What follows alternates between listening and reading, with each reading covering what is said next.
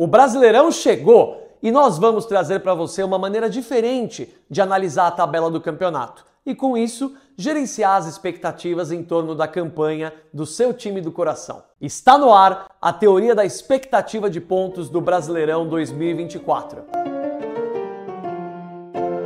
Muitas vezes olhamos para a tabela do Brasileirão e temos uma percepção equivocada a respeito da real campanha de um time no campeonato. A classificação pura e simples nos dá a pontuação de cada equipe num determinado momento, mas não a noção de pontuação em relação ao poderio dos adversários enfrentados até então. E é justamente em busca desse olhar que criamos a teoria da expectativa de pontos, para ajudar o torcedor a acompanhar a evolução do seu time durante o Brasileirão. Peguemos a edição 2024 como exemplo. Considerando que Atlético Goianiense e Criciúma, que estão voltando à Série A nesse ano, joguem o campeonato pensando em atingir pontuação suficiente para permanecer na elite, vamos analisar as duas primeiras rodadas. Os goianos recebem o Flamengo e visitam o Botafogo. 2 jogos dificílimos e, segundo nossa teoria, em nenhum deles o Dragão teria obrigação de pontuar. Já o Tigre recebe o Juventude e depois encara o Galo em BH. Uma derrota para os mineiros seria esperada, mas os 3 pontos no confronto em casa diante dos gaúchos, teoricamente adversários diretos na briga pela permanência, estariam dentro do planejamento do Criciúma. Digamos que ao final dessas rodadas, o Criciúma tenha conseguido 3 pontos e o Atlético Goianiense só 1. O Tigre estaria acima na classificação, mas o Atlético em situação relativamente melhor dentro do campeonato. Você já vai entender. A receita básica do bolo é a seguinte: separamos as 20 equipes do Brasileirão em 4 categorias. Cada uma delas tem um objetivo e uma expectativa de pontuação diferente. Conforme o campeonato caminha, a expectativa de pontos do clube constará como um item da tabela de classificação e indicará quantos pontos acima ou abaixo do esperado determinada equipe está naquele momento da competição. Seja, por exemplo, 6 pontos acima do esperado, 4 pontos abaixo ou exatamente dentro do que se imagina. É claro que essa categorização dos clubes acabará gerando polêmica, porque para fazer esse exercício de imaginação, tentamos separar os times com base no que a torcida deles espera da competição. E é óbvio que, dividindo-os da maneira que for, haverá uma grande parcela de torcedores que discordará.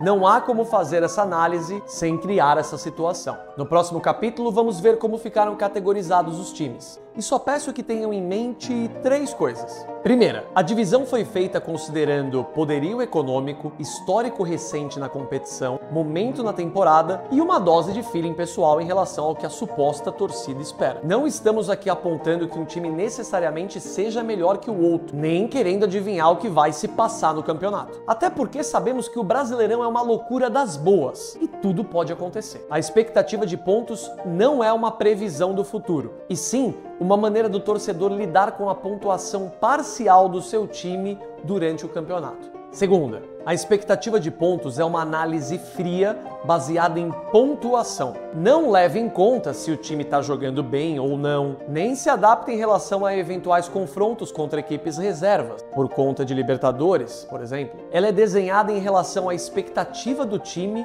no início do campeonato e se mantém inalterada até o final. Terceira, se você não concordar com o que se espera do seu time no campeonato, sem problema. Como sugestão, você pode trocar o seu clube com outro indicado em uma categoria diferente, seja abaixo ou acima, ou formular sua própria expectativa de pontos. A ideia aqui não é dizer que a nossa é a correta, mas simplesmente destacar uma possibilidade de análise diferente de uma tabela de classificação tradicional. Sem mais delongas, vamos ao que interessa. Como separamos os 20 clubes em relação às suas expectativas de pontos? Daqui em diante tratada como EP.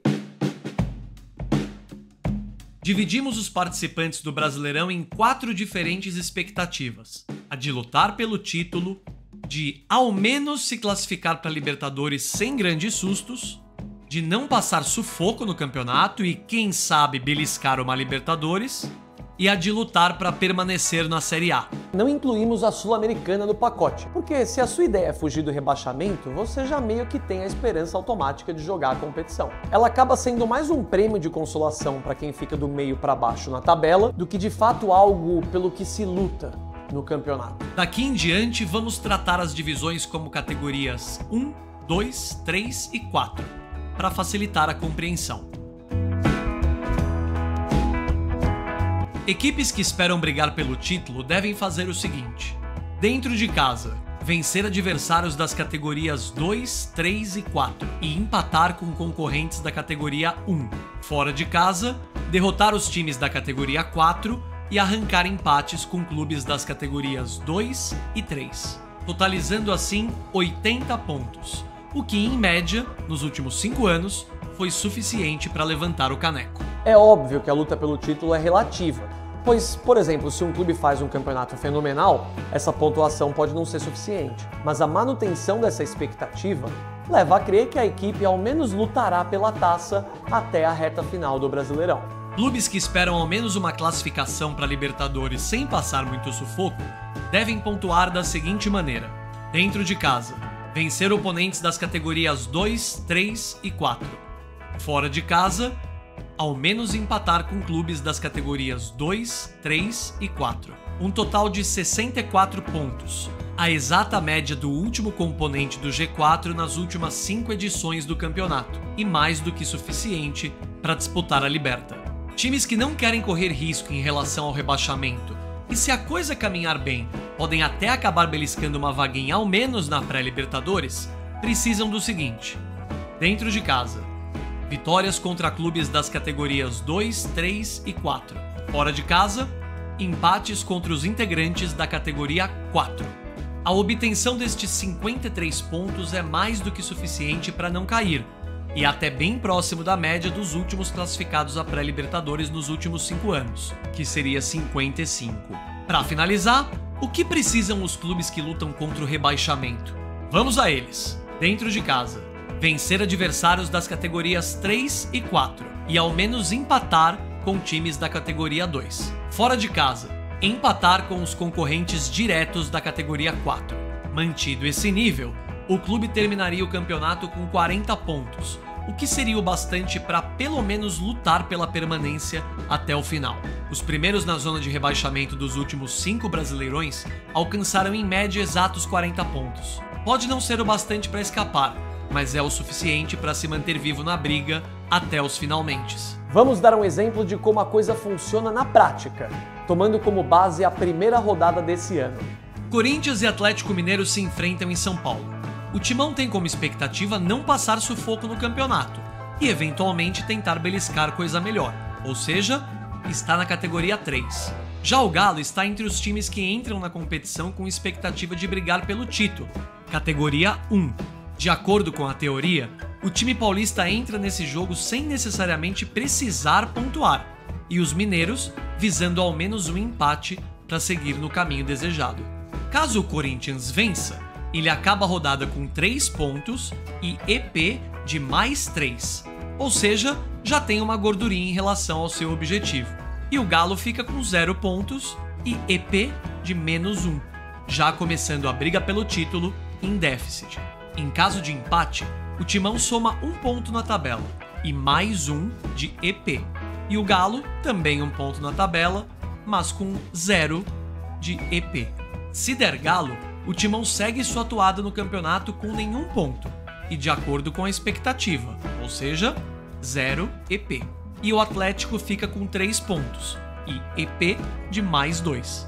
Na rodada seguinte, o Timão precisará conquistar 1 ponto fora de casa contra o Juventude para manter sua EP inalterada, enquanto o Atlético terá a obrigação de vencer o Criciúma em Minas. Assim, rodada a rodada, a expectativa de pontos de um time vai subindo ou descendo, conforme os resultados conquistados diante de diferentes tipos de adversários em diferentes mandos de campo.